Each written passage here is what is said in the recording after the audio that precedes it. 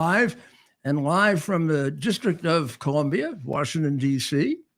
And we're sitting here trying to figure out just how pervasive the fraud that we see in Minnesota is. So we now have, and probably we have to adjust the numbers to the size of the state, but we have a similar kind of situation possibly in Maine. We've got one in of course you have one in California. I know we have one if anybody would just take a look at the immigration money in New York, you'd realize that when people were saying, oh my goodness, the illegal aliens are getting better accommodations than the homeless get, or better accommodations than the veterans, you would realize that that money is built in for payoffs, for graft. I'll tell you a story about Governor Hochul, who could probably withstand a prosecution for this because she's so stupid. But when she was running for office, after she was put in when scandal-ridden Cuomo was thrown out,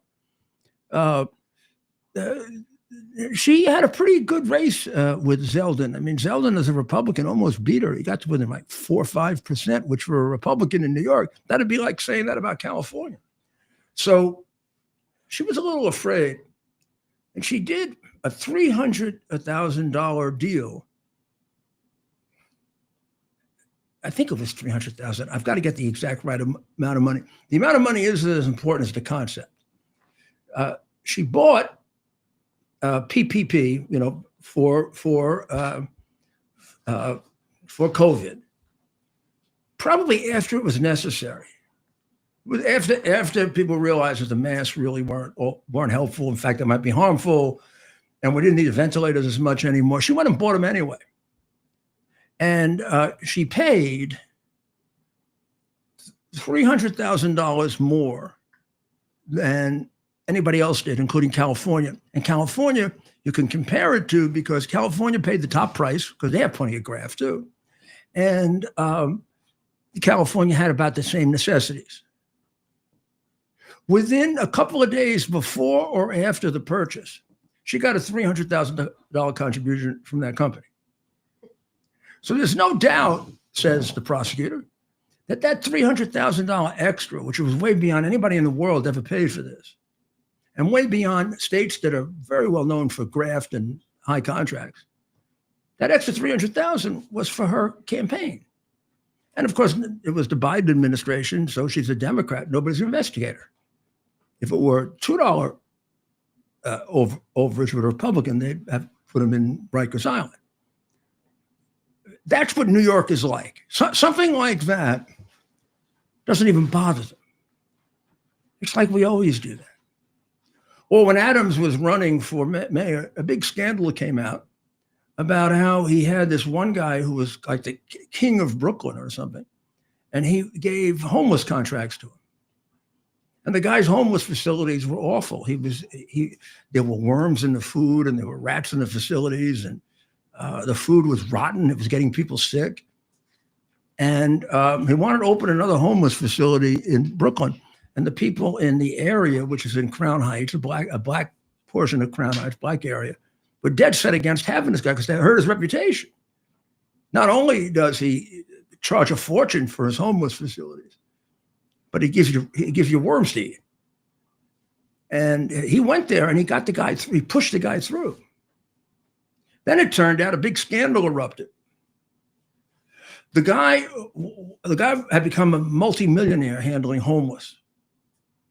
And his brother had become pretty much of a millionaire too. And when you looked at his structure, he got inordinate amounts of money for this contract. I mean, more than it would cost to go to a luxury hotel. And then here's how the graft got passed out. He had, in addition to the millions that he got the ability to subcontract. So his brother did the security work, although he had no knowledge of security. His wife handled the catering, although she didn't even cook at home. And somebody else in his family handled the transportation and a couple of other things that they do. Oh, the cleaning contract and This is like a a major hotel, big hotel, with all kinds of contracts going out.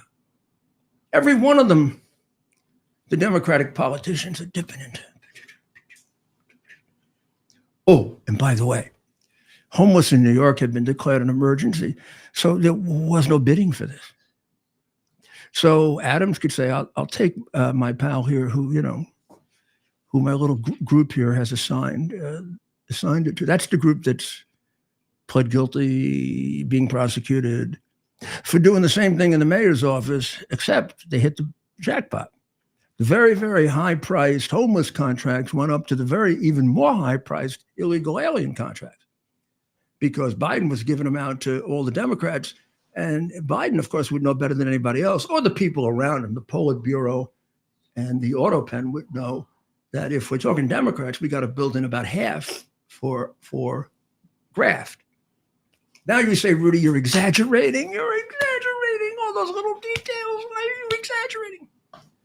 Can I give you one big overview that if it doesn't prove it to you, I can't prove it to you? So New York has 8.4 million people, and Florida has 22 million people.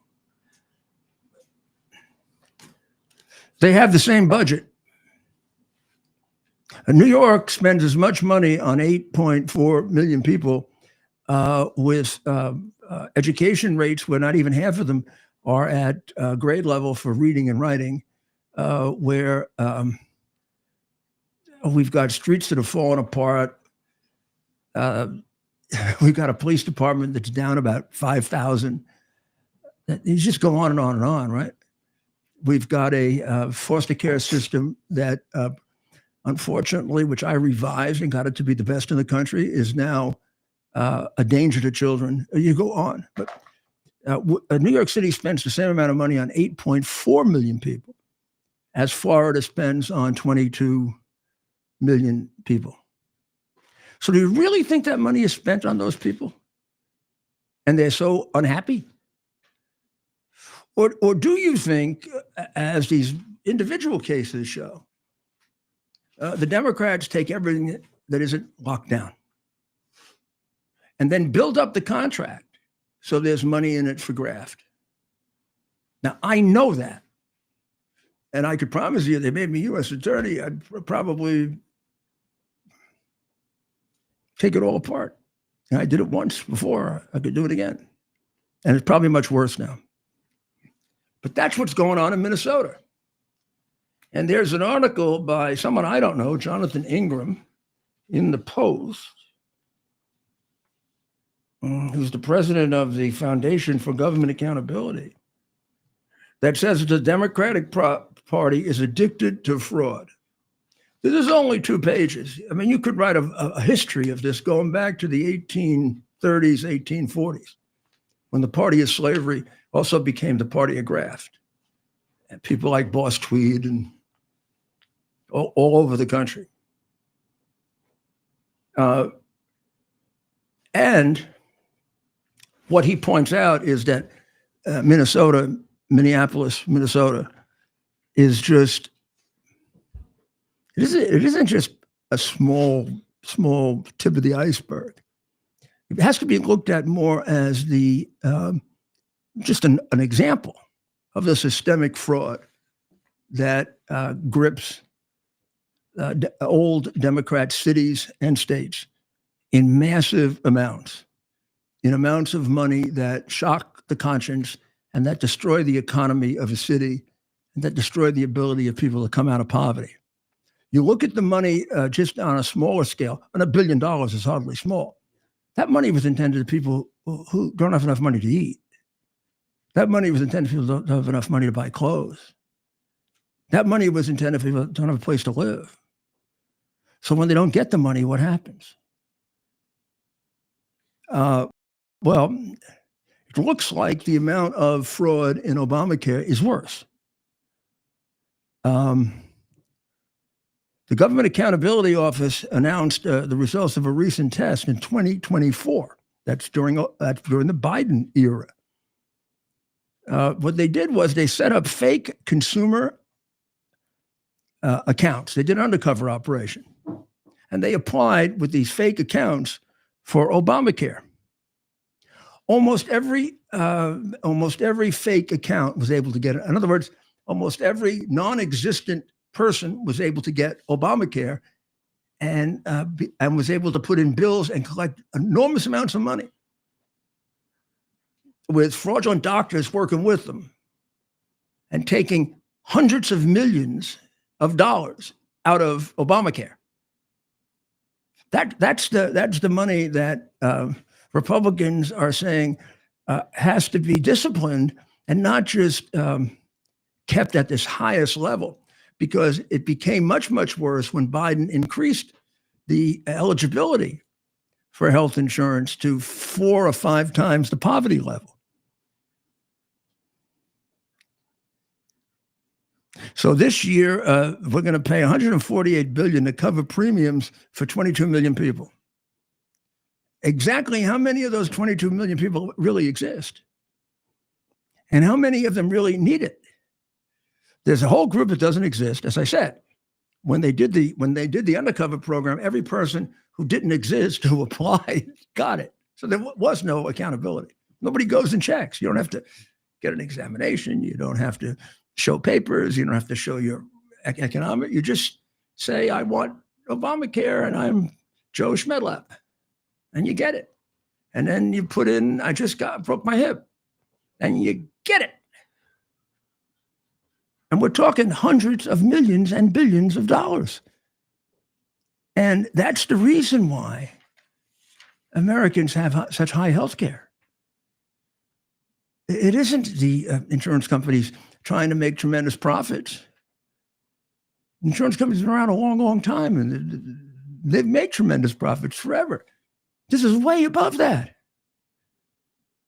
This is the crooks in the Democratic Party making more money than the insurance companies. And Biden expanded it, the Obamacare subsidies, knowing, I'm sure, as the Democrats all knew, that this was a cash cow for them, just the way they did the same thing in Ukraine, because they knew Ukraine was a cash cow for them. 60% of those getting Biden's bigger subsidies misrepresented their income to the IRS, according to the IRS. That's their agency, by the way, not ours. Insurance brokers signed up non-existent people to get commissions. They get $1,000 commission for each family they enrolled. They wouldn't enroll non-existent families. One insurance broker who's been convicted made $233 million that way. Another Democrat. Not even the top one. That's why you got to end the extra subsidies. Boom. That's what the fight over the government shutdown was. And you have to go through a documentation, just like you have to show identification and have to have identification to vote. And you should be required to show up and present yourself in order to vote to make sure you're a real live person. If we're going to give you $1,000, $100,000, $233 million, you got to show up. We got to be able to see you. Got to be able to take your picture. Don't you agree? Of course you agree. So that, I think, is what Minnesota is going to do for us, because they're going to find a lot of other Minnesotas, and they're going to find it horrible, horrible fraud. I've already sketched out for you the fraud in New York in the illegal alien programs. The illegal alien programs are all inflated in terms of numbers because of the kickback situation. But you got to watch for something that people don't watch for and the press doesn't tell you about because they're corrupt. If you see a no-bid contract and a lot of money and a Democrat in charge of it, and you're a prosecutor, investigate it, you're probably going to have a good case. You may look every once in a while you investigate a case and it's not so. But I'm willing to tell you that's a hell of an investment of resources. It's also a great way of getting that money back for the country. So we will take a short break, and we'll be right back.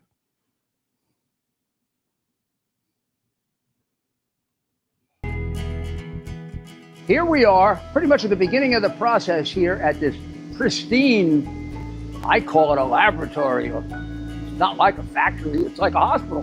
This is the beginning of the process for roasting. Deep grain, very good quality. Most people don't use this quality. We deal with small farmers because they like to know who we're dealing with. They give us the highest quality, all organic, non-GMO. You should know all Arabica beans, no Robusto, all Arabica. They're going to go into the roaster, and it'll get roasted for about 20 minutes or so.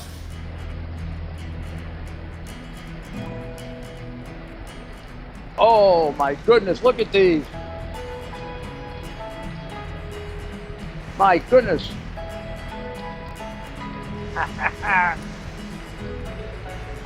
You're going to want to specially order these.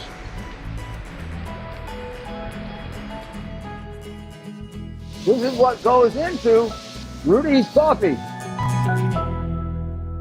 Are you ready for some action? I'm ready for action. Get the Elite TV plan only through the portal, 218 channels, and it's only $69.95 a month, Wow. including your free portal. That's cheaper than everyone else. Your favorite sports, movies, news, Wow. even daytime dramas. We're talking about ESPN, OAN, Newsmax, Wow. channels you can't get anymore in certain areas. Compared to the competition, this is a way better deal. Endless selection. Not to mention all the free music channels. There's over 700 premium and classic movies all ready to go. Wow. Plus, they got catch-up TV that allows you to go back and watch what you've missed or want to watch again. Cut your cable in half and get twice as much for free. Way more channels for half the cost. After the first year, the subscription then drops to $57.95 monthly, Wow. where you change or upgrade anytime. Go to QUXNow.com and get yours today. Use promo code RUDY. Act fast. These deals are selling out. Welcome back to America's Mayor Live. I think you recognize Christina Bob because she's been on a good deal, and she's on Newsmax all the time and elsewhere. But you haven't met the little puppy here. This is a puppy, believe it or not. This is a big puppy, but a puppy. Oh, big boy. That's Doug. Doug the puppy. Yep. You know he's got a little brown in there? Yeah, he's a Bernedoodle, so he's got some rust coloring in him. Oh, so he's a Saint Bernard and a poodle. Kind of a Bernese Mountain Dog and poodle. Yeah. A Bernese Mountain Dog. Yeah. Yep. But But now this guy is going to be, she says, about 80 pounds when he grows up. So he can be up here somewhere, right? yeah, he's 2.5 months right now. Wait, really? Yeah. How big is he gonna get? 85 pounds. Yeah. No, so I always thought if it was poodles are pretty big, right? Poodles are big. They're not as big as Bernese Mountain Dogs or like the Saint Bernard group, but those dogs will get to be about 120 pounds. The Saint Bernards and They could even get bigger. And the poodles? Poodles are about 80. Yeah. Male poodles. So for some reason, I always thought of poodles until I really got to know dogs as little dogs. But poodles are big dogs. Yeah. I mean, relatively big dogs. Yep. Wow. But he got dressed up for you, sir. Yeah, he do a got little his bite. Christmas. You like to do a little His bite. Christmas bandana on. I know you like to chew because you're teething. Yes. Teething. Are you What that teething? was, man. He is teething. Are you creating havoc at home? A little bit. Not yet, though. He's doing pretty well. He hasn't destroyed anything yet. Not so. yet. He will. Well, we'll see. We'll see how that goes. I love him. He's fabulous. But if you're looking for puppies for Christmas, Bernedoodles are a great breed. Tell us how you got him. I got him from a breeder. Oh, you I did? had researched the type of breed. I'm allergic to dogs, so I wanted one that was hypoallergenic. I wanted a bigger dog. And so he's interested in Ted. I think in Ted's phone over there. But he wants to know what that is. yeah, he's eager. Well, I bet you're a very smart dog. Those are two smart breeds. Yeah, they are. Yep. So they're good family dogs, and Yeah, he's just an all-around cool dog. Ted will take him. Oh. So if you want a puppy for Christmas, All right. Bernedoodles. A Bernedoodle. Wow. So Yeah. let's talk a little about election fraud, because you know so much about it. There's a lot to talk about. So are we safer? In some sense, yes. I think in a lot of sense, no. I think in the positive part is it's a conversation. We're talking about it, right? We weren't really talking about this prior to 2020. So I think the fact that we're having the conversation, we're having the discussion in and of itself brings transparency and exposure, and that makes us safer. The problem that we have is Republicans refuse to acknowledge it's a problem and Democrats continue to do it. Now, I'm not throwing it out there saying Republicans aren't also doing it. I believe this is a bipartisan issue that Republicans are also partaking in.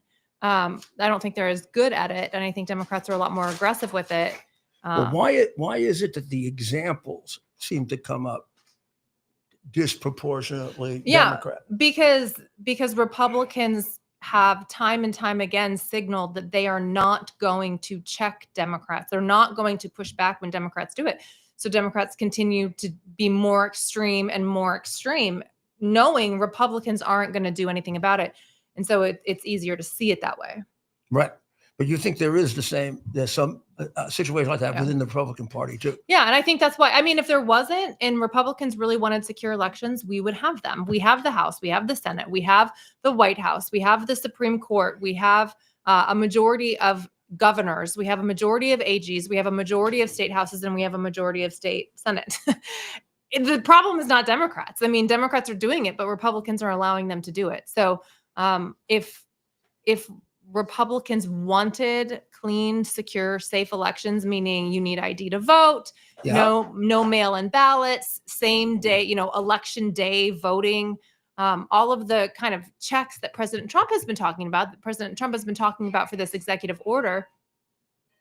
If you want all of that in place, we have the ability to do that, and Republicans are just refusing to secure that. That is really amazing. Now, even in Democrat states, where, or let's say contestable states, we don't use that Republicans don't use that as a program. Right. No, they're not. Like in a state like New York, it would seem to me, even though we're a minority, we should try to introduce a bill. Right. Or like Tennessee could do it. Yeah. They haven't. I mean, to my knowledge, and I welcome comments if we're wrong, but to my knowledge, I don't think there's a single state that has taken the kind of talking points that President Trump has put in, or is in the process of putting in this executive order, to actually codify it at the state level. Even a smaller state, right? That could any state should do it. Easily do paper ballots. Yeah, easily. Yeah. Yeah, or even like Arkansas. Arkansas is prosecuting Colonel Reynolds right now for drawing attention to the fact that mail-in ballots were a problem in Arkansas, a very red state. And he's getting prosecuted. For? I don't know the exact charge. I think it's a misdemeanor or a very, very low-level felony. So it's not, Because he criticized the system? Basically. I mean, that's my assessment of it. That's probably not what the prosecutors would say. But yeah. Maybe it's because they're so used to the system, they're afraid that, oh my gosh. I think so. And we have to actually work. Right. And I think that on the Republican side, they go, well, this is the system that got me elected. I like my seat. If I change something, I may have to actually win the votes of people. I don't want to have to change the way I campaign because I have a program that worked for me and I want to continue with that program. Yeah. And then that program, which might involve a small amount of cheating or maybe no cheating, when they really have to exploit it, it's very easy to exploit. Right. It's very much easier to exploit than if you had a paper ballot and you had same day voting and people had to show up and they had to show identification. Right. And it also appeases. You still have somebody to cheat. Keep the number down very low. That's right. And it also, not putting this type of system in place helps Republicans helps Republican officials. I don't mean actual Republicans in the sense that it kind of appeases Democrats because it gives the Democrats what they want. And so it earns them favor with the other side as well. I saw a lot of that when I was on the ground reporting post 2020. I was a reporter reporting on the 2020 election, and there were so many Republicans. That was my first book that I wrote about. And there were so many times where I was like, why are Republicans doing this? This doesn't make any sense. And it, the only kind of logical conclusion I could come to was that they don't want to change the system because it worked for them. And then it gives them favor. They don't want to challenge Democrats, because if they challenge Democrats, eventually the Democrats are very good about this. If you push on the Democrats too hard, they will come for your seat. We see it for Marjorie Taylor Greene and some of these others, that they're really kind of pushing on them, and they don't want that level of opposition.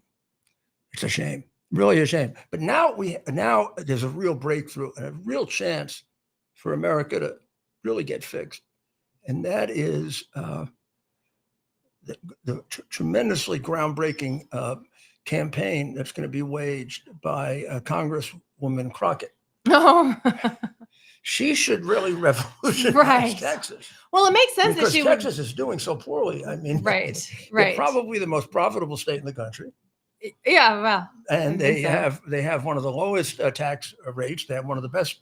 Which is funny because everyone's like, oh, taxes make everything better for everybody, right? That's kind of the talking point. And it's like Texas has one of the lowest tax brackets. It's always among the top 2 or 3 states that people want to live. Yep. And it has, of course, absorbed about half of California. Right. And but she's going to fix it. Yeah. I mean, it makes sense to me that she would launch a Senate campaign because she's losing her House seat, right? She's not going to be in the House because of the redistricting. She has nowhere else to go, so she might as well try for the Senate, which gives her a bigger stage, a bigger platform. She'll likely lose, and then she can go join the Kamala Harris speaking tour.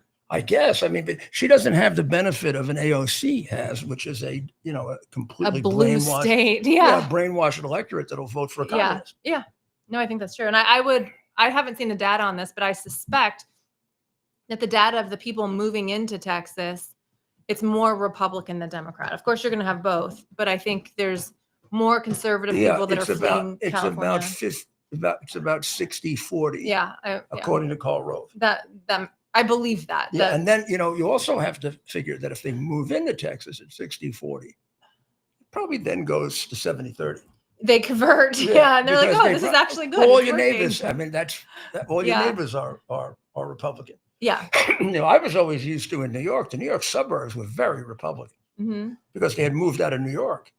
And sure, they were the old Jewish, Italian, Irish Democrats who became Republicans. Right. And they knew why they moved out. They moved out because there was too much crime. The schools were terrible. The politicians were all crooked. The courts were crooked. What do we want to be here for?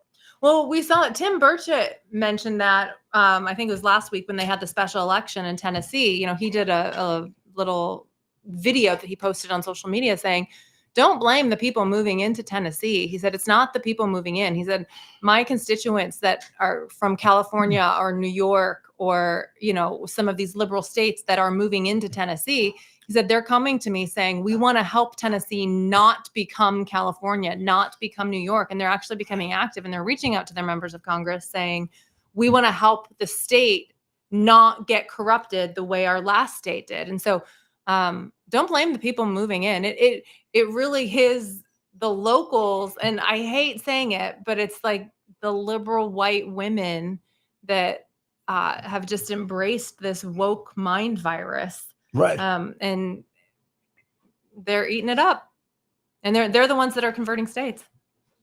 I mean, if you look at the demographic breakdown, the demographic of, liberal white women who went to college, have an advanced degree. Right. It's like 75% of them vote Democrat. It's what's the issue that turns them? It used to be abortion. I can't imagine it's still abortion. That's probably part of it. I don't get it. I think it's bizarre, especially after the last 5 years. But there's probably some abortion. It appears to me that they genuinely just believe they're morally superior. They've been brainwashed into believing that if you are morally superior, meaning you're a good person, you care about equity, inclusion, diversity, You're in favor of LGBTQ. everybody coming in, Yeah. even if they then rape you you. vote Democrat. Yeah. even if they So- disproportionately rape people. Yeah. Yeah. I mean, It's crazy. yep. It's absolutely crazy. Well, the situation in Minnesota has got to be waking people up. The amount of fraud there is off the chart. It's off the charts. If you were to tell me that they had $1 billion fraud program in Little Mogadishu, I just said, well, you sure doesn't show it from somebody's taking that money out of Little Mogadishu. Of course, yeah. Because Little Mogadishu is falling apart. But we saw that. I mean, there's billion-dollar fraud, multi-billion-dollar fraud schemes coming out All over America. all over America. I mean, it's astonishing the amount of money the American government is hemorrhaging into places where we just never see the money again. And I mean, whether it's Minnesota or, Stacey Abrams nonprofit that had never done a thing down in Georgia, and suddenly it was granted $2 billion. Who knows where that money went? I mean, there's billions of dollars being funneled into these nonprofits that are then either doing the liberal agenda to some extent, and the money is, going to their friends, or the money's just going to their friends and they're not even trying. Like, I don't know. It's not clear. But in New York, this has been going on for years, and you try to get the government contract as high as possible, so it's got a lot of room in it. Yeah. For passing around the money. Yeah, of course. You got to pad the expectations a little bit. So the big boondoggle for the Democrats in New York is the illegal alien money. Right. A lot of people think illegal aliens are wanted for vote and for census, and that's true. There's some of that, but they're also wanted just from the mere fact that they produce lots of money. Yeah. That's unaccountable because they put them into emergency programs. So homelessness was so bad in New York that it was made an emergency. So you could give out, so the mayor could just give out, or borough president could just give out homeless contracts. So you gave it out to your friends. That's infuriating. Like, every American should be so angry at the amount of money that these groups and these individuals are just raking in for doing nothing. And they all have these very, very heartbreaking, tear-jerking, feed the poor, right? Not for profit, bleeding spirit, and it's really like the Gambino crime family. Yeah. And then they get really angry sometimes about the distribution of them, and they get violent. Yeah. I mean, I think that one of the biggest phonies. Two words you got to be really careful of. And if I were a prosecutor again, I would target them, not for profits. Mm-hmm. I think they're more crooked than corporations. And then over in Europe and Asia, we call them non-governmental organizations. Right. And I mean, that's why Soros made all this money. Yeah. Non-government organizations. Yeah. The non-government organizations would take, they want to cure corruption in Ukraine. So they take all the corruption prosecutions out of the Attorney General's office, and they set up a special prosecutor and special investigator. That sounds really good. Yeah, great. We're focusing on it a lot. The first thing they did was dismiss all the cases against us. That makes sense. I mean, and then everybody else, right? and that's the way they fixed. Well, and that's like USA. That's how Biden fixed the case. That's what they got the bribe for. Right, and that's similar to a lot of the U.S. aid money, which I'm not. They shut USAID down, or are in the process of doing that. But I think a lot of the programs, I think there's still a lot of money lingering out there. Yeah, $5 billion that goes back to 2016, 2017. Ukraine got $5 billion in money that unaccounted for. So the president of Ukraine, Poroshenko, who was a massive crook, right, and Biden's big buddy. That's the guy who Biden bribed. Right. But he actually got worried that when America found out that there was all this unaccountable money, they better do something about it. So he got together a group of people he could trust, and he put together like an accounting team to try to recover some of this. So they showed some good faith. And all of a sudden, the ambassador shows up one day and says to him, President Obama doesn't think you really have to do this. We're so close. There's no reason to do this. We cut down the audit. We stopped it. Why do you think we stopped it? Yeah, because most of the money was going to us. Yeah. Well, not to us. Well, not to us, but to America. Yeah. Well, there's one program. They were able to uncover a couple of these before they got shut down. One of them was to help the prosecutor's office do better prosecutions of corrupt Ukrainians. And the money never got out of Italy. It was given to a non-government organization in Italy, was going to supervise. Right. But for some reason, they never made a trip. Supervise. They never made a trip to Ukraine. That's the key word, right? Oh, I'm going to supervise the use of funds. And all the money, all the foreign aid goes through a non-government organization. None of it goes directly. So there's a middleman immediately that sucks out all the money. Or free condoms. The condoms never showed up. They confirmed they never showed up. The condoms, well, at least in one case, the condoms never showed up. But at what point, or is there a part of this? You know, the type of programs that they say that they are running, like what is it, like LGBTQ plus dance lessons in random locations? You know what I'm talking about? Like two. All of like the dance lessons and all like. You mean some of these are some legit? No, I think most of them are not legit. And even if they are legit, like it's still worth cutting. Yes. But my point is, at what point are the people who are creating, let's assume for a second, some of these are maybe created for fraud, right? And I'm not pointing fingers at the LGBTQ2 interpretive dance, but for the sake of the hypothetical, let's say that's designed for fraud. At what point are the people who are designing this for fraud coming up with the most bizarre names and the most bizarre purposes just to see what they can get away with? They are. Because it's the most random things that they're putting into the actual budget that people, you have members of Congress actually arguing in their sessions on behalf of like condoms and wherever, tampons in the men's bathroom. And like, it's like a humiliation ritual. It is. And I think the point is they now feel maybe now it's beginning a little bit with Trump being there and some of the scrutiny, a little bit. But I think they feel like they can just push the envelope. Right. And like I think they enjoy doing it. It's like kind of sick and twisted. Like a child, right? The child pushes as far as you let them. Yeah. So what can we get away with? Yeah. I'll get away with more. I'll get away with more. I'll get away with more. And then I think what happens often when we were healthier, they'd exceed the pig factor and they get caught. Right. I always thought. They get caught now and no one cares because Republicans don't have the backbone to do anything about it. But even when I was doing this in the 80s and 90s, fraud investigations, I used to always talk about the pig factor. I'd say most politicians can get away with a lot of stealing if they don't go beyond the pig factor. And what is the standard? It's hard to say. Something that would shock the country, like $1 billion. Right. Like if they had only taken a quarter, if they have taken $250 million, nobody would have noticed. Nobody would have noticed. But if you have whether it's the president or maybe just the senator's son, it depends on whether you're a Republican or Democrat. Okay. Then if you're the president's son, it depends on whether you're a Republican or a Democrat.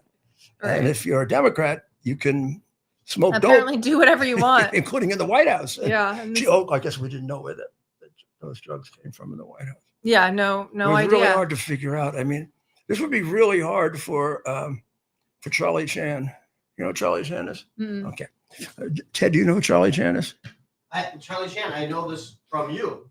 I'm probably going to get in trouble for some kind of racial. Oh, boy. Charlie Chan was a very, very famous movie sequence.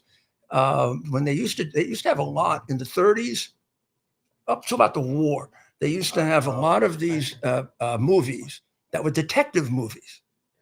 They had like a couple, a man and a woman who played detective, and they had Humphrey Bogart played a detective. Okay. And they had a series called Charlie Chan, and Charlie Chan was a Chinese American, and he had a son and a first son, and he was a very, very intuitive, great detective. Okay. So they must have done 20 of these movies, Charlie Chan movies, and Charlie Chan would always solve the crime. Okay. So Charlie Chan, like a Columbo, or exactly like a Columbo. Okay. Except not as humorous. Okay. More serious. More serious. Yeah, but not completely. But it was always. There you go, Chinese Charlie Chan in the Chinese Cat. They were very good. It actually looks like something I would enjoy. Movies movies either. I think these were like real. These were movies. It wasn't like a TV No, this is episode. before there was TV.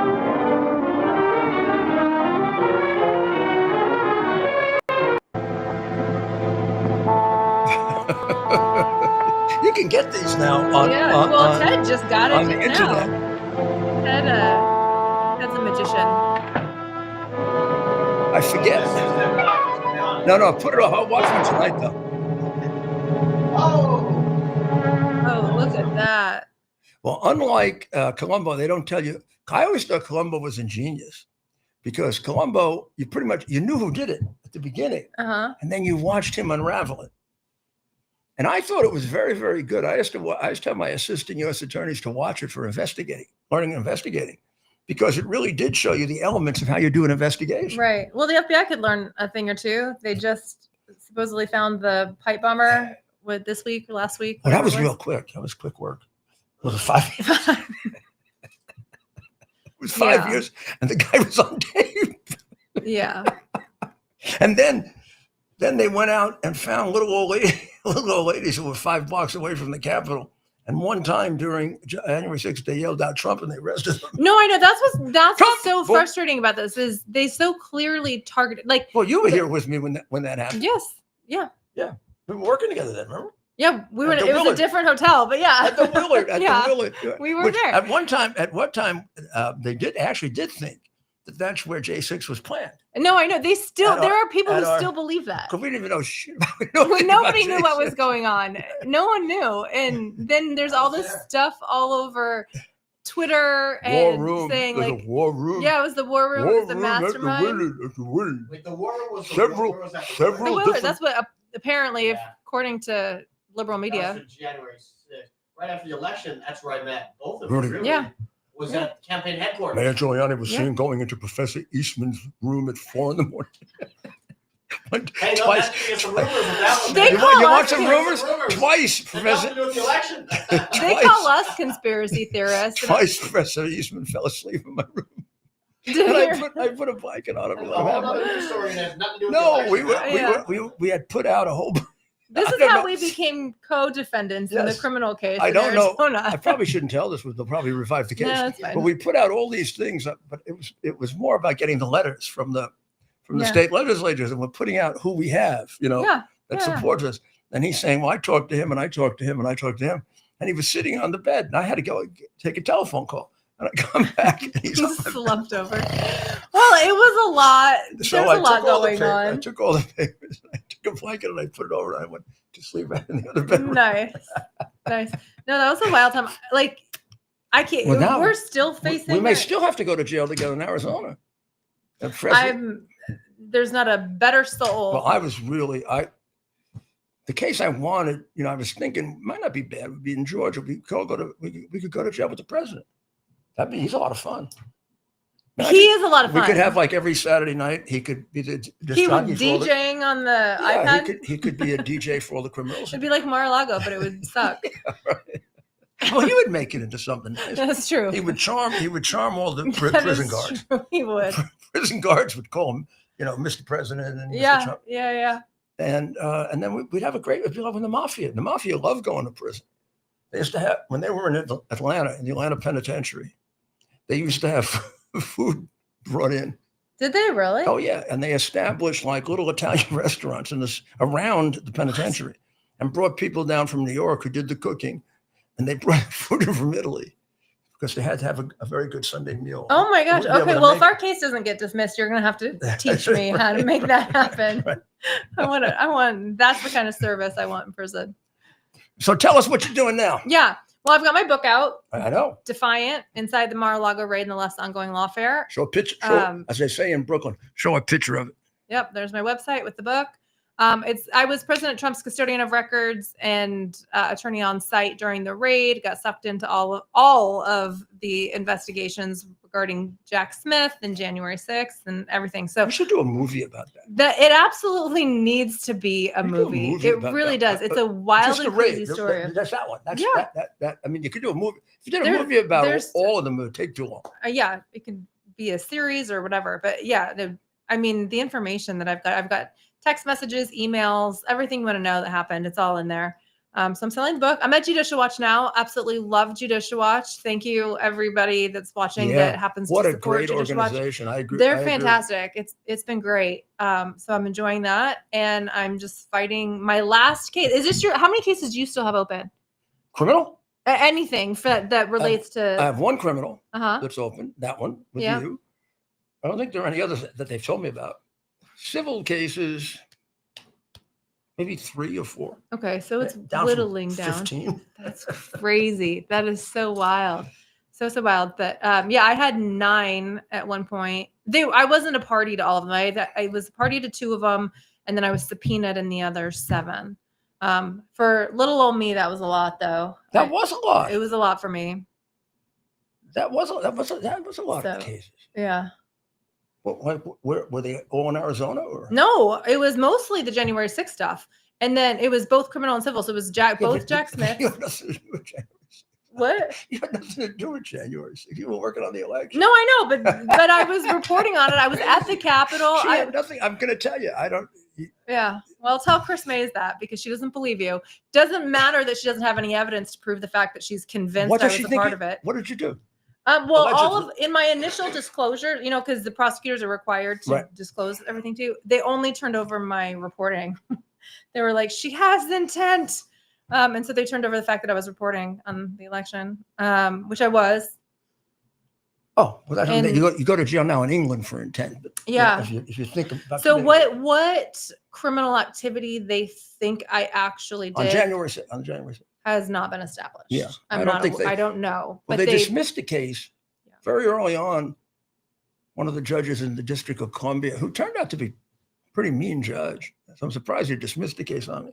He dismissed me from the case that was brought by the J6. Oh yeah, the Eric Swalwell stuff. He dismissed me, and he dismissed Donald Jr. Yeah, because they had taken a statement I made and taken it out of context. Mm-hmm. And the statement that I made was we should have trial by combat. Yeah. But before that, I had a whole big explanation that we could take our machine that we tested, and they could bring their machine, and we'd have them test against each other, and then we could have a trial by combat. So it was quite clear I was talking about machines. And they took it all out, like they did with the president, with those 2 things, and made it sound I was talking about trial by that kind of combat. Meanwhile, that was 3 hours before anything happened. Right. Nobody reacted to my statement. Right. Well, certainly nobody was like, "Oh, trial by combat, let's go." The crowd. Luckily, you couldn't hear the crowd applaud because they all had gloves on. Well, that's the thing that I don't think people realize. It was so cold. Nobody wanted to no one wanted to take their gloves off. No. It had to be a very, very small percentage of the people there. Well, I was there. I was at the Capitol. Went to the Capitol. I was reporting from the Capitol when it all started. Right.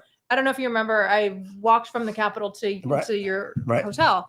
But when it started, I was a reporter. I was there as a reporter, and I did not bother reporting on it because it was so small. The amount of disruption and the number of Capitol Police that were on site. I was like, oh, this isn't they're going to quash that quickly. I didn't even bother reporting on it. I had my cell phone. I didn't tweet it out. To me, it was like such a nothing burger. And then I walked to your hotel, which is a mile and a half away. So it took me 20 to 30 minutes to get there. And I walk in the room and everyone's sitting there and it's like smoke grenades. And I was like, what? What happened? This is not, what is that? So, it struck me from the moment I saw the very first reporting on it. It seemed extremely manufactured. So that night, I got the film. Yeah. And the film shows a lot, and it kind of shows that they weren't really excessively violent. No, didn't burn it. I'm used to a riot. The Capitol Police were more violent than the protesters. We had 200 riots that led up to that. Every one of them had a burning. I mean, it was almost necessary for Black Lives Matter. But it was mostly peaceful. Chief of riot to burn. No burning. No, I didn't see any real violence. But then I saw the tape, and I'm watching it, and I see the cops holding the door open. Yeah. And then moving the barricades. All of a sudden, the 2 cops in front of Pelosi's office, big guys, they're guarding Pelosi's office. You can't come in. The crowd shows up like they knew where they were going.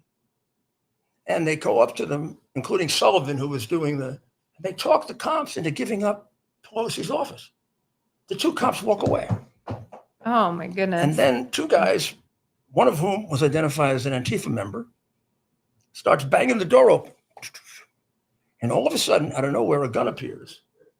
And instead of shooting the two guys who were breaking the door down, who were very close to him, he shot this woman that was all the way over there, who was no danger to him because she didn't have a weapon of any kind.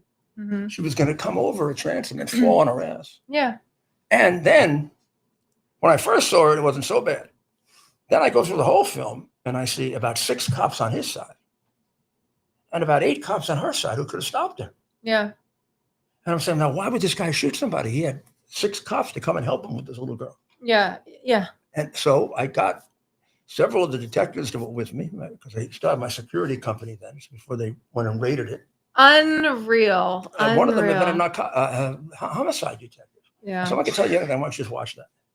She looks like murder one to me. Yeah. He said, you remember the standard for a cop? I said, sure. Reasonable fear of death. Yeah. That guy's not a reasonable fear of death. He's not afraid of anything. He's not reasonable fear of death of anybody. He's got like an army around him. Yeah. I mean, man, that guy'd be in a lot of trouble in New York. Well, maybe he will in New be. York 20 years ago. Yeah, or 20 40 years yeah. ago, yeah. Or Yeah. if she had been black. I mean, and he had been white, it would have been a disaster. Yeah. But He's got away with it. He got promoted. He got cash. He got all kinds of cash. They won't reveal. They paid him. They paid him. And I read his grand jury testimony. And in the grand jury, the prosecutor was afraid to ask him, were you afraid of getting killed? Because they knew he would have said no. That's the only defense. Because it would have been absurd to say he was afraid of getting killed. There were more cops there than there were rioters. Yeah. And they had no weapons. The whole thing, it's infuriating. And then you realize how many good Americans' lives were absolutely devastated and destroyed. Yeah, I mean, I'm ruined. sure. I'm only going to say this because I can't be sure the opposite. I'm sure there were some that probably got rough with the cops. Probably. Maybe some unjustifiably, maybe. But even the pardons for them were fair because the punishment they were given was disproportionate. Right. I mean, and the trials, they weren't given real trials. The prosecutors didn't turn over the Brady evidence. They didn't play by the rules. Steve Baker pointed out, he compared the tapes to the Capitol Police testimony at a lot of these trials. They did not match. So you've got incidents where it looks like a lot of the prosecution's witnesses were lying under oath. They could have provided the videotape to dispute all of that to all of these defendants, and they didn't. The video didn't come out until way, way later. Most of them had already been convicted at that point. So they were manufactured trials. They were not. Do you ever trials. think we'll get to the point where we reveal the truth about that and it becomes similar or worse than the Japanese internment during the Second World War? Because I always thought of it that way.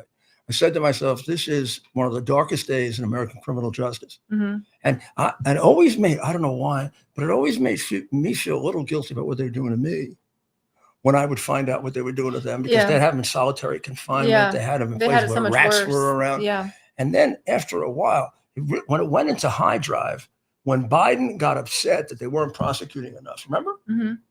And his crooked attorney general decided to, take millions and millions of dollars and go around the country and arrest people in Minnesota and arrest people here. Wisconsin, with face. Well, and that's what I was saying. So that's the difference. So They went really nuts. when they went really nuts. So when people get upset saying, "Oh, Donald Trump shouldn't be going after his political opponents," and that's the perfect. I think it's a fair debate whether it should be happening or not. So you can ask the question. However, the difference between what Donald Trump is doing and what Biden's DOJ is doing is Donald Trump is going after the people who were at the top, who were the decision makers.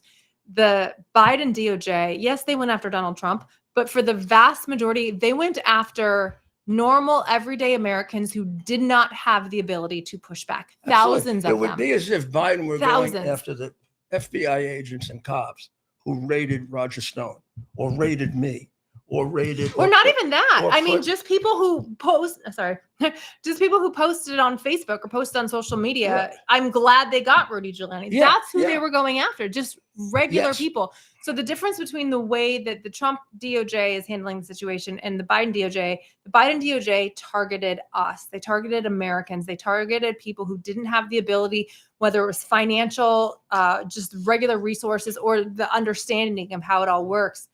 They went after defenseless Americans. That's the difference. Yeah, and people way down the totem pole. Yes, I mean, Jim yes. Comey is hardly way down the totem pole. He was the head of the FBI. Exactly. That's the difference. The special Letitia James prosecutor was is the hardly AG. way down the totem pole. He's the head of the. He's Yeah. the guy. I mean, and just the selection of him had to show how crooked the AG was.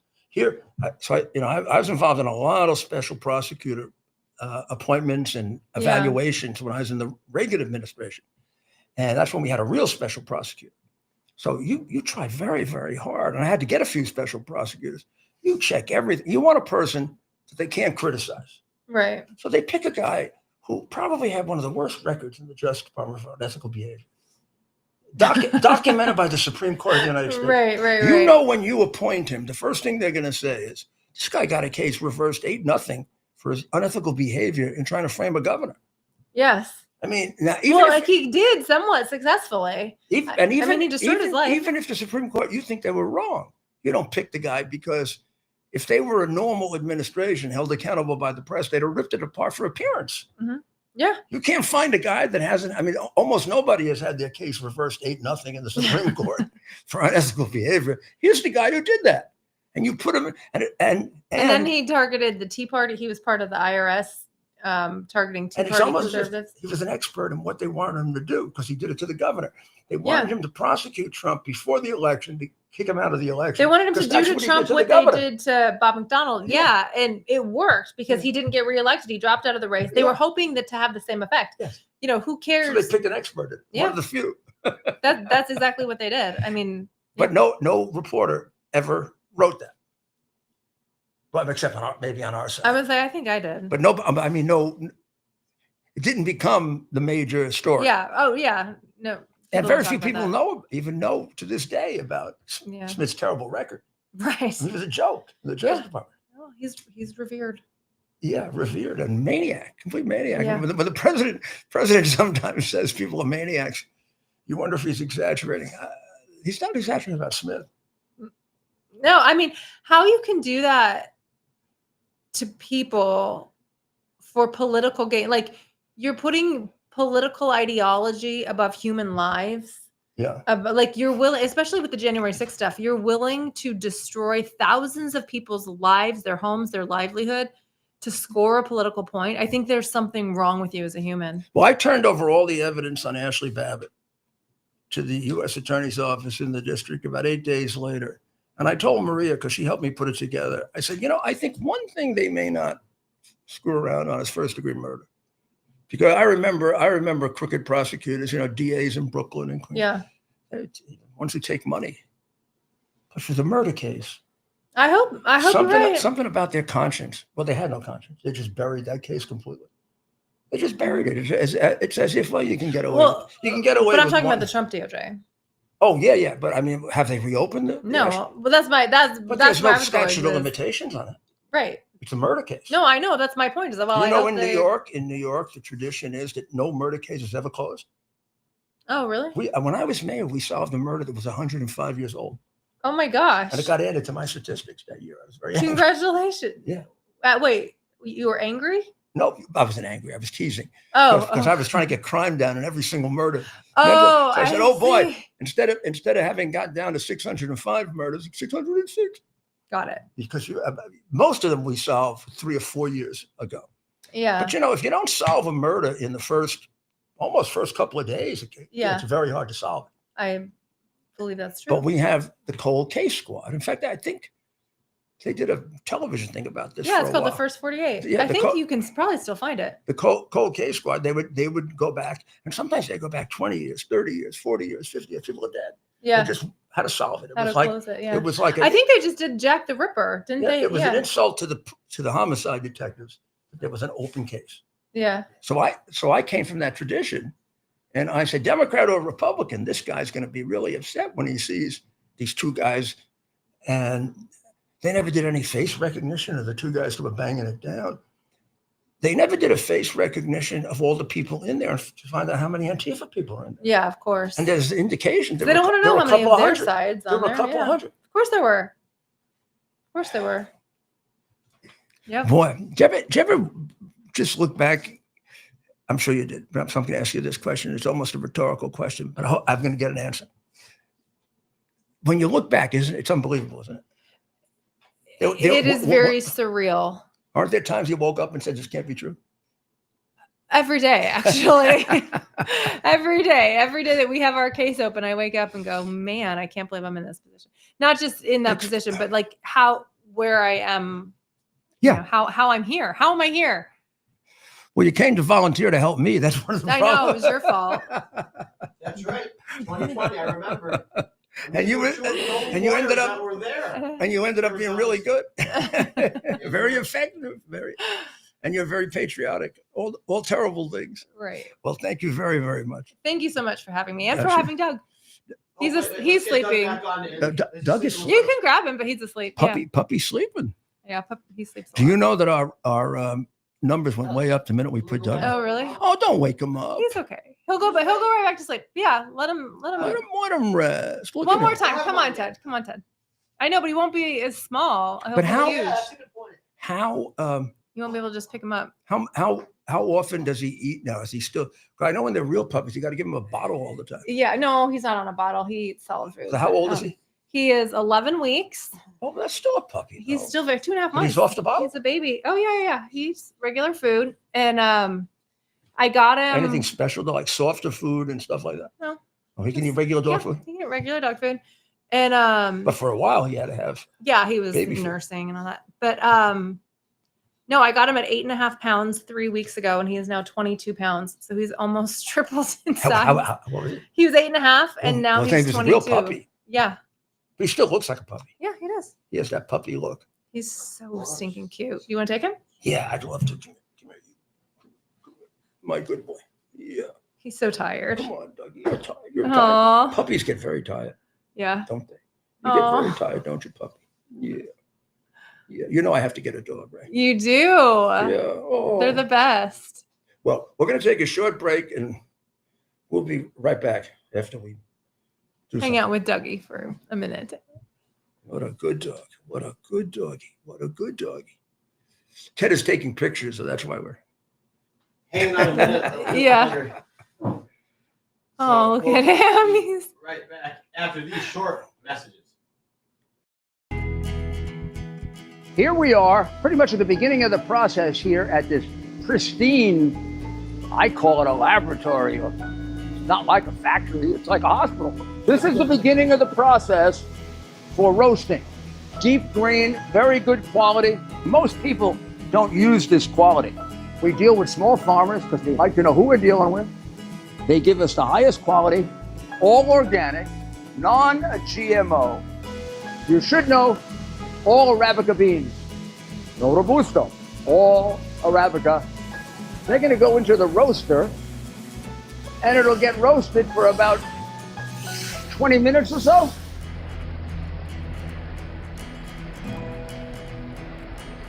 Oh my goodness, look at these. My goodness.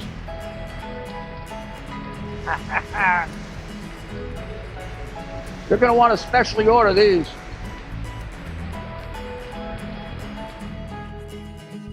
This is what goes into Rudy's coffee.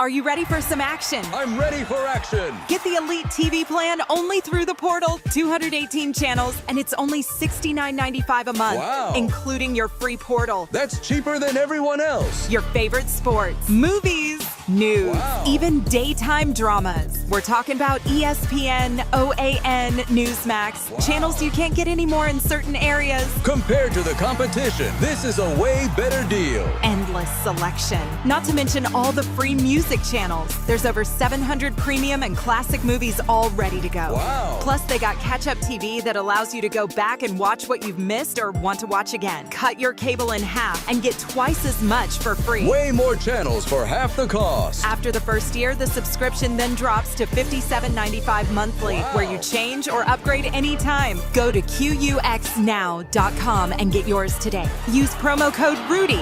Act fast. These deals are selling out. Evening. This is Rudy Giuliani back without Doug and Christina. What a great dog. I love he's sitting over there. What a great dog. He's very tired, though. You realize, I mean, he's a big dog, but he's only 11 weeks old. He's a little baby, but he looks pretty mature for a little baby. It can be a very smart dog. Well, those are two smart breeds. So I wanted to make sure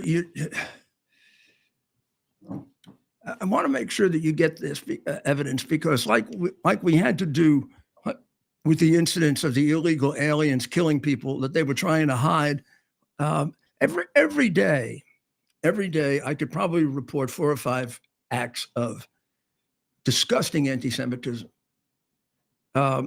It's become, I don't think I'm exaggerating at all if I say that it's become a bit of an epidemic of the oldest and most horrible hatred in the world, and certainly in our civilization.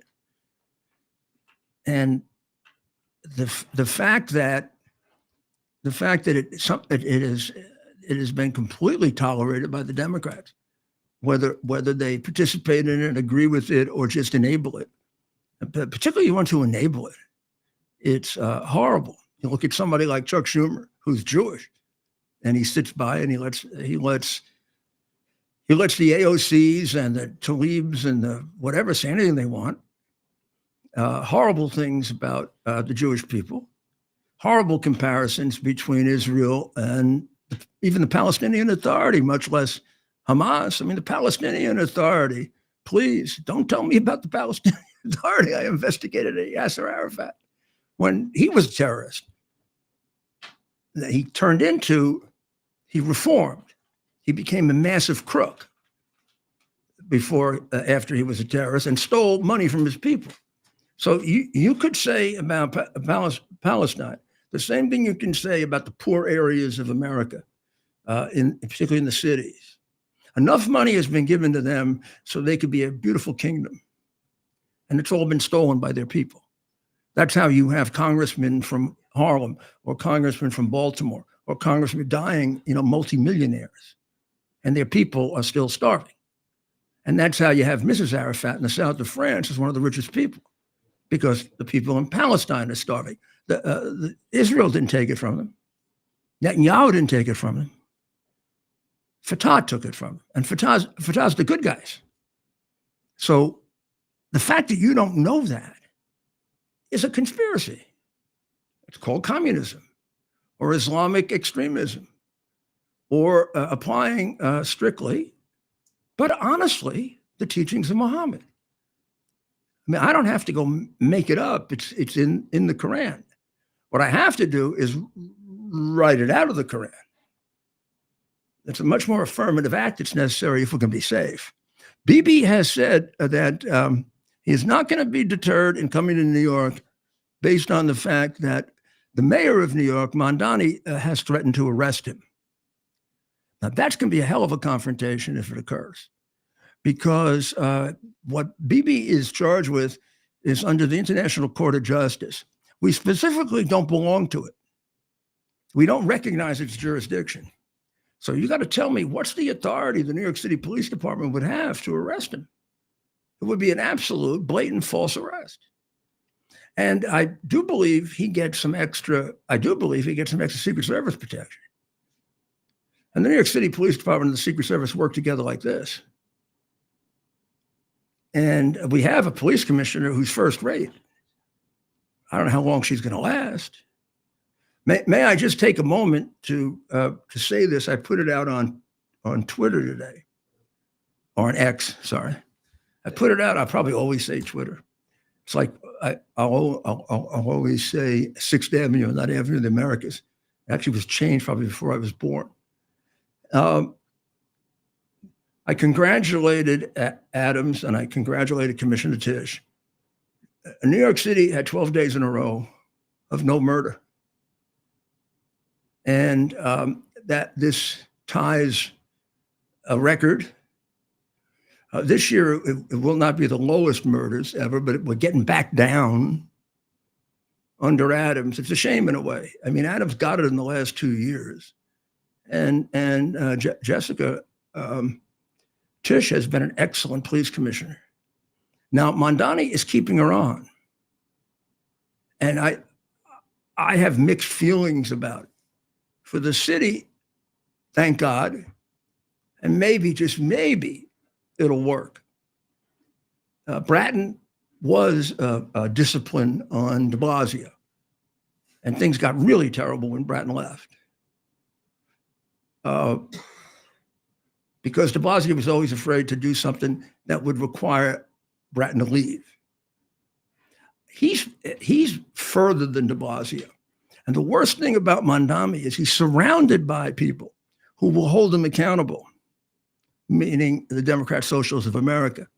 His team is filled with Democrat Socialists of America communists who are advising him, one of which is a convicted murderer who's going to advise him on police.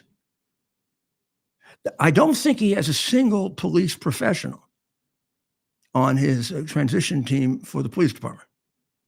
They're all criminals or advocates for criminals. What does that tell you? That also tells you that every time he tries to say, okay, let's add a few extra police, they can go nuts on him. And it isn't as if he has another way to the top.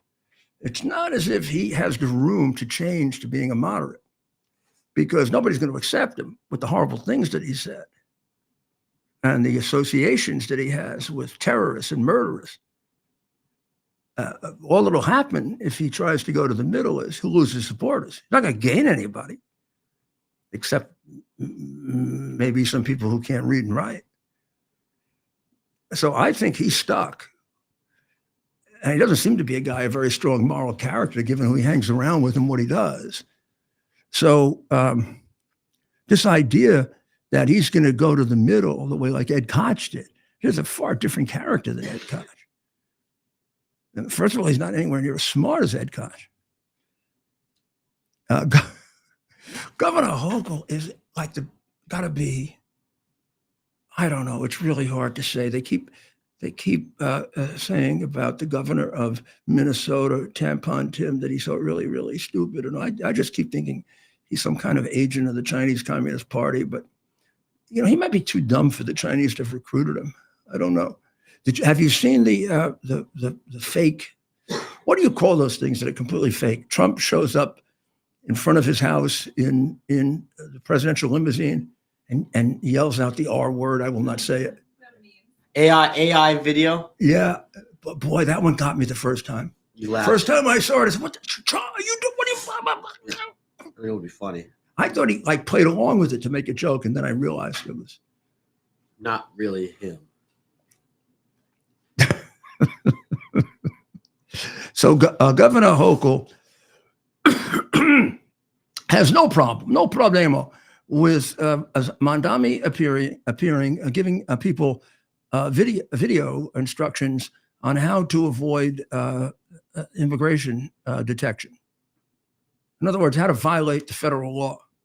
The mayor's first video as mayor-elect is a tutorial on how to avoid the lawful application of the federal immigration laws.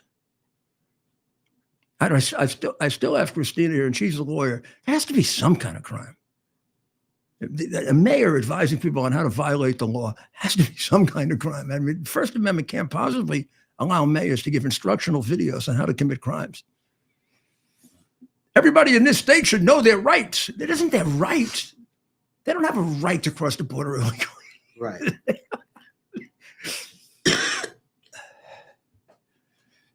I have no problem with the mayor-elect using his platform to let people know the rights they have in this great country. We can all stand up to ICE if you know your rights. Right. Well, he does have a very, very good guy now advising him. This guy had started off with a very promising career as a rapper. So you know what happens to every person with a promising career to a rapper. They kill somebody. I mean, it's part of the whole thing. I mean, like in the mafia, you got to kill somebody to get made. To be a rapper, in order to be a real rapper, you have to kill somebody. So he did. He robbed 2 cab drivers. He was convicted in '99. I was mayor then. So this is one of my guys.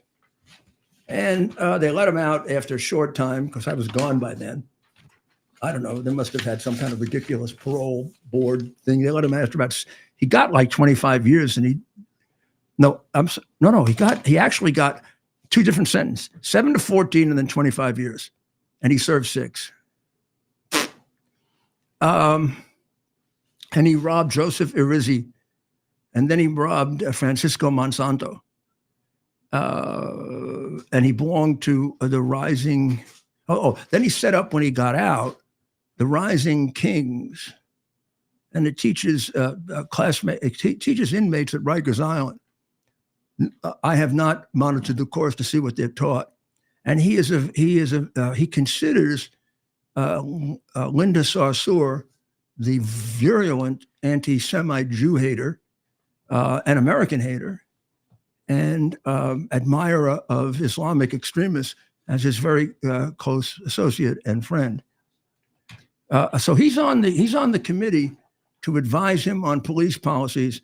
And as Benny Basio of the Correction Officers Benevolent Association pointed out, none of the uniformed officers of any kind are on any of his committees. They've been completely shut out to give him any advice on how to handle the police, which tells you he's gonna try to make him his serfs. Then he's got this guy's had a bunch of other names too. He also has black nationalist Lumumba Bondelli. By the way, on his list, Ted, where he misspells all their names. He misspells it. Yeah. Misson Linen, Surprise. who spent 7 years in state prison, is described as he got his name misspelled. Yeah. Then Mumbaba Bendelli, they have Lumumba, and Mary Travid Bissett is Bissett. And they got an Italian name wrong too, which I'll never forgive them for. They can't seem to get Scalia and Vaccaro right. It's a little too tough for them.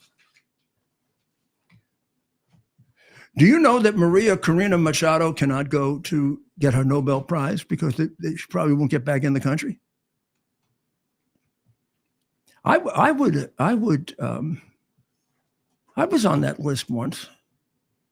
I think I lost to Bin Laden or something. I actually thought that if I got the prize, I would give it back. Well, I think Hitler got the prize. I know Arafat got it. Arafat only killed 27 Americans. I mean, what the heck? That's not enough to be denied the Nobel Prize. I don't even know why the president wants it so much. He should hold a big ceremony and say one of his patented things when they give it to him, like something like shove it, I can't say the rest. I will if I have to. Right. Israel and Hamas are still fighting, although we have a ceasefire. They're killing each other every day, but we have a ceasefire. And apparently they're getting back in control of a certain part of either Gaza City or Rafah. But the Israelis are blowing them out of the tunnels. So we'll have to see. A group of kids at San Jose High School, I'm sorry, I don't have this picture other than here. Maybe we'll show it to you tomorrow. Decided that they were going to make a swastika on the football field. So they did a swastika on the football field. This is what we got going on in America. And if you want, if you want to know more about the danger of it, well, we're going to sign off now, and you should go get my podcast. You should go on X, hit subscribe, and there'll be 3 interesting podcasts there for you, and one more tomorrow. The first one will be with Michael Francis. It'll describe his life in the mafia. A question by me, who knows a little about it. Now, Michael's going to be back in about a week telling us about his life outside the mafia. But it's very, very interesting. Listen for the reason why he went back and forth about turning 4 or 5 times, almost, actually did once and went back. And then it became permanent. And permanent means 27 years now. And it's very interesting. And when you listen to it, we can talk about it more. And we will in the next podcast. It's very interesting as to what was the key to his conversion. It's a little like reading the Confessions of St. Augustine. But of course, he's not quite St. Augustine. And then the second one is a very, very deep analysis of Nick Fuentes. And not just his interview with Tucker, because his interview with Tucker, frankly, he was asked no questions that would probe whether, in fact, it is fair to say that he is a virulent anti-Semite, a Jew hater, a Hitler lover, and somebody that is actually dangerous because he inspires that in other people, or not. Are people just using that? Are they making it up? Are they? And the only way you're going to find that out is to really research his background, which we do. And we present it to you, and then you decide. We'll present, what he was saying 10 years ago and what he's saying today. And are those things exceedingly dangerous that help kids, encourage kids to make swastikas on football fields, or worse than that, burn synagogues, smack Jewish people across the head, or support a massive terrorist group like Hamas, or the Palestinians who killed Americans and are taught from the time they're 2 to kill Americans, not just Jews, and block out any analysis of the Muslim religion, which read in a certain way, which is legitimate reading of the Quran, is a religion that encourages the killing of Christians and Jews, which some Muslims are doing in large numbers in several continents in this world. So we'll be back tomorrow.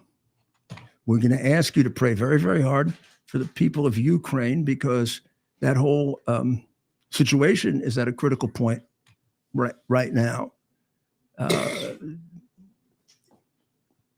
There seem to be gaps that can't be overcome between Russia and not just Ukraine, but Europe, which is, almost as concerned about Russia as Ukraine is.